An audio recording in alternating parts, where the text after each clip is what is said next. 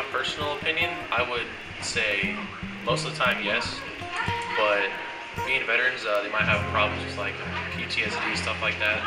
So if we could like screen them, ask them some questions to make sure they're not going through anything, then I think it'd be a good idea, because I have family background with the military, so I don't know, the past few generations of my family's been in the military, so I wouldn't want them to be on the streets homeless because they can't work because they're veterans. So I would say I would definitely give them a chance to get a job. I believe it would be a good idea after a comprehensive psychological evaluation to make sure that they do not have anything mentally wrong with them, so that they wouldn't freak out on students and such.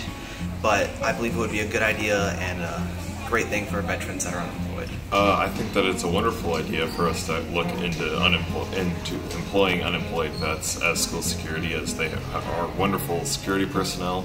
But of course they need to have the usual vetting and whatnot that a standard teacher or a police officer would have before they work. I do. I think it would be a great idea. We've said for a long time with the armory just down the road from Northrop, it would be a really nice way to incorporate them into our school community, and also maybe have them run ISS or study hall or somehow be integrated in, and then do maybe the security parking lot duty and those kinds of things. I think it's a great idea. Should be an attempt to be made to hire unemployed veterans in any jobs where there are public funds.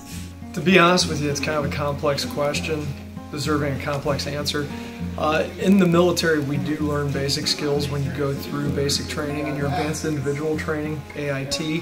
But the question of whether or not veterans should be hired to be security guards or work in the security industry is pretty much, I would have to say, it's dependent on what your job, your MOS, military occupational specialty, was in the military.